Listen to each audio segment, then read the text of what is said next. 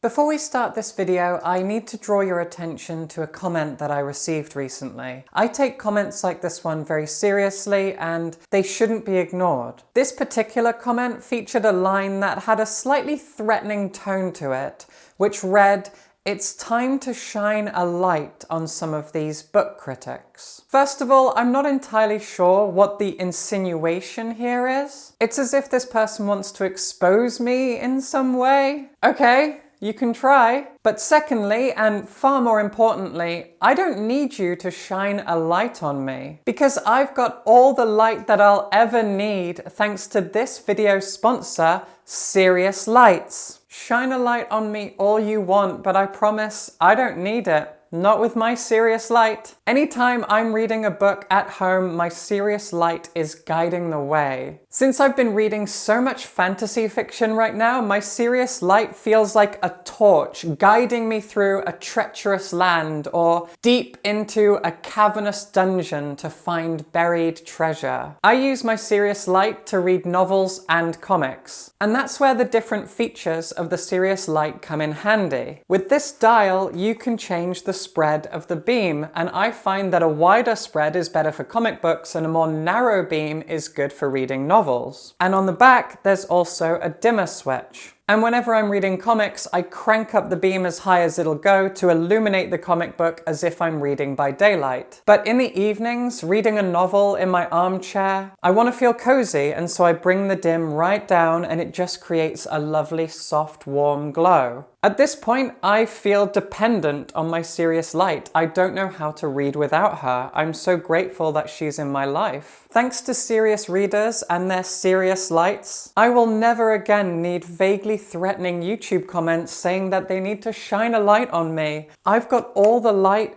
that I will ever need. And if you'd like a Serious Light of your own, click the link in the description and use the discount code WILLOW to get £150 off your own Serious Light. Thank you so much to Serious Readers for sponsoring this video. This is the new novel by TJ Klune, The Bones Beneath My Skin. An awesome title, and the UK edition at least, published by Tor, who sent me this copy, has an astonishing cover. In fact, all of Klune's books do. The covers of these things are stunning. I'm pretty sure this is an actual diorama that was created and photographed for this cover. It's so pretty. I have looked at it for almost as long as it took to read the book, I swear. And The Bones Beneath My Skin marks the third TJ Klune book that I've read. Like many people, I started with The House in the Cerulean Sea, I also then read Wolf Song, and now this. And over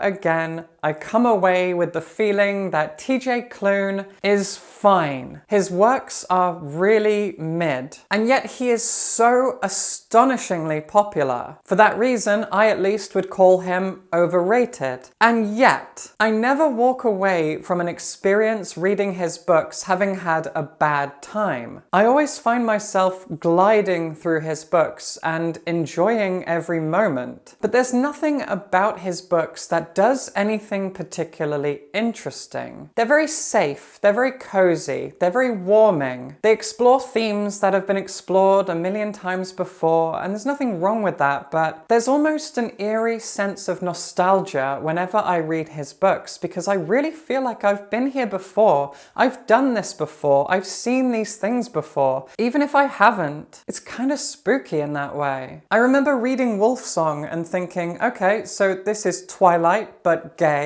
and with a really problematic age gap. It was well written, especially in its characters. They are what pulled me through the book. I enjoy spending time with these people. They're well fleshed out, but there's also a creepiness to it as well. The House in the Cerulean Sea led to a lot of backlash, and I don't want to go into that here because I'd be the 1000th person to talk about this topic. If you're interested in the controversy around that book and what inspired it, well, it's everywhere you look. But still, when I read that book, I was like, okay, so it's a bit like like X-Men. It's a bit like Miss Peregrine's Home for Peculiar Children, which is also like X-Men. And when I started reading The Bones Beneath My Skin, I thought, okay, so it's kind of like X-Files or E.T., but again, make it gay. And that's kind of TJ Klune's whole deal, is that he brings forward an idea that has been done before, be it in comic books, in novels, in film and TV, something that feels weirdly familiar, and then he makes it gay. And he does a great job of it, but it's all so unoriginal. As for what it's about, The Bones Beneath My Skin is set in 1995. It's written in the third person, but it very closely follows the protagonist, Nate, who until very recently was a journalist working in politics in Washington, D.C. A few months ago, Nate lost his parents in a really, really tragic and disturbing way. Shortly after that, he lost his job. But after his parents died, he inherited two things: a truck and a cabin in Oregon. And so he drove that truck all the way from DC to Oregon. And the drive to Oregon is where the book opens. He stops in a small town that is familiar to him from his childhood, and he chats with some locals that he remembers. And when he arrives at the cabin, it's already occupied. Squatting inside is a middle-aged man and a little girl. For a while, Nate assumes they are father and daughter, but they're not. The man has a Marines tattoo on his arm, and the little girl calls herself Artemis Darth Vader. It's cute, it's sweet. They're all sweet, everything in this book is sweet. But what are these two people doing in Nate's family cabin? Well, it turns out they're hiding. But hiding from who and why? To tell you much more would be to spoil things, but here's the thing about this book. As I read the first few chapters, maybe the first few dozen pages, I started lining up a series of dominoes in my head. Each domino was an element of the plot or who these characters are. I kind of lined up the plot in my head and I thought, okay, this is gonna happen, this will be revealed, this truth will come to light, this twist will happen, that will happen, that will happen, then the dominoes will all fall, and that's how the plot will play out. And that is exactly what happened. This book has been described as a thriller, and I guess it is, but in a really kind of wholesome and fun way. But thrillers thrive on their mystery, and there really isn't a mystery here. I don't want to spoil the novel, but it's not hard to figure out exactly what's happening right from page 1. As you read this, you'll have a few ideas, and they will all be right. Everything you assume to be true is true. Start reading the book, and by the end of chapter 3, you'll go, oh, I wonder if this, yes it is. Maybe this thing is gonna happen. Yes it will. It will happen. That'll happen. You're right about this, you're right about that. There's no mystery, it's very obvious. Everything is spelled out, and I don't know if that's intentional. I don't know if that would disappoint TJ Klune if he heard me say that. I have no idea, but it's true. There is no mystery to this book. I mean, there is, but you'll get it. You'll get it immediately. And this is why I think TJ Klune is so overrated and so mid as a writer. Nothing he does ever feels fresh. It's so clear where his inspirations come from. It's so clear that he's aping those things rather than just taking bits and pieces to create something new. It really feels like he reskins stories and themes. The biggest theme of this novel is found family, and I love found family stories. But they're done better and more originally by authors like Becky Chambers. Because like I said, there's a lot of the DNA of E.T. in this book. E.T. is also a found family story. Klune's novels also take inspiration from different genres and just makes them gay. And while I do appreciate that, and I respect him for exploring different genres, he has a very specific mood and atmosphere that he creates. That mood and atmosphere remains the same across all of his works. And so even if this is a thriller, it doesn't feel like one because it's a TJ Klune thriller. So it has that cozy and warm atmosphere. And the thing is that there's loads and loads of swearing in this book, making it feel kind of edgy,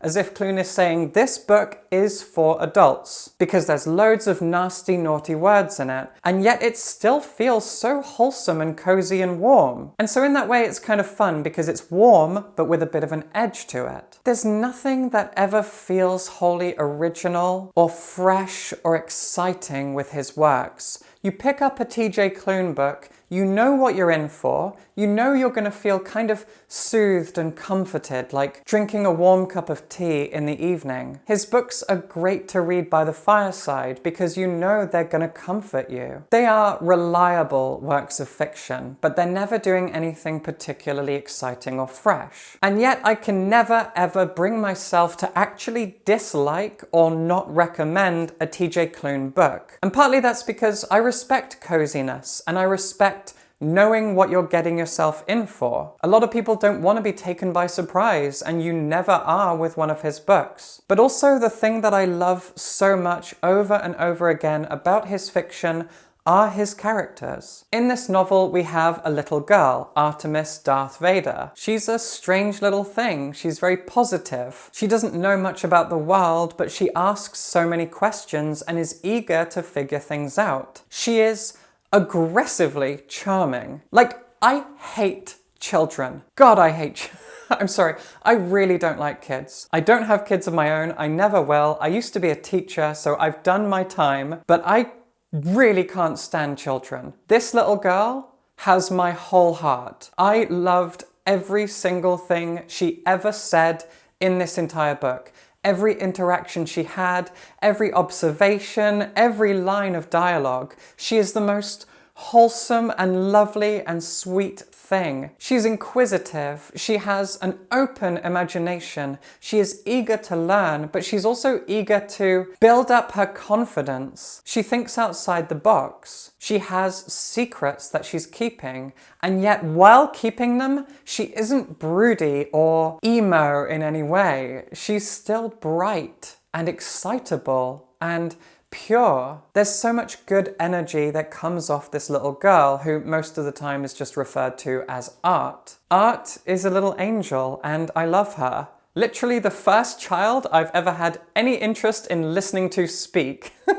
She's great, she's lovely. And I had so much fun right from beginning to end because of her, because she existed and guided the story forward. As for the two men, well, it's a gay book, his books are always gay, you know that some relationship is going to blossom between these two guys. That's not a spoiler, although nothing's a spoiler because everything is laid out so clearly like I said before. But the romance is charming, it's sweet, the way that these two guys fall into each other, especially when they distrust and dislike each other so much at first. So the way that their friendship/relationship blossoms is just so lovely. And Art is even more lovely, and while there are side characters and a supporting cast, it really is just these three people. And you will love all three of them so much. You'll spend all your time with them. You'll fall madly in love with them. You'll be grateful that they exist. They will feel like your friends, like your family. And that right there is the key to an effective found family story, is that you, the reader, also feel like you found a family in these characters. In that way, TJ Klune is so successful, so impressive. Over and over again, he writes the most lovely characters that by the end of the novel, whichever book it may be, feel like your friends, feel like your family. And I really, really am so grateful to him for that. And yet, everything else I said is also true. The themes, the settings, the genre, the plot, the story, everything that makes up one of his books, except for the characters, is predictable and kind of uninteresting. It's his characters that always lead the charge. I read TJ Klune books for the characters alone. Nothing else is good or interesting enough to pull me through. But his characters are so good, so compelling, so lovable, that it overrides everything else. So TJ Klune is overrated because his stories and themes are just blah.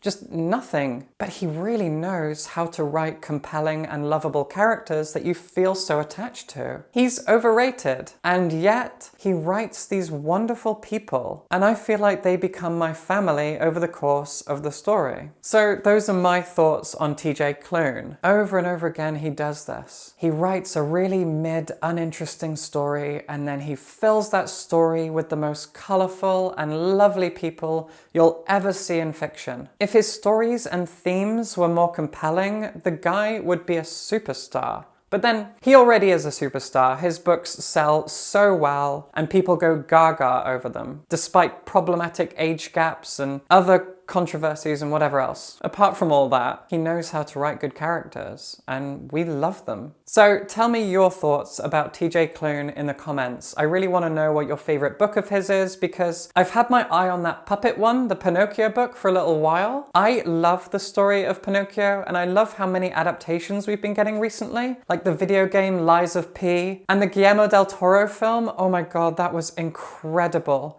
Did you know Cate Blanchett voices the monkey in that? And all she says for the whole film is ooh ooh ah ah? Cate Blanchett did that willingly. And that's why she's the best actress in the history of the world. For context, my partner and I argue over whether or not it's her or Meryl Streep. It's Cate Blanchett. She's a queen. I love her so much. So anyway, tell me if the Pinocchio one is good, because I am interested in reading that. And tell me if you agree. Is he mid? Is he overrated? Or am I being a bit too harsh? Support me on Patreon if you enjoyed this, and subscribe for books.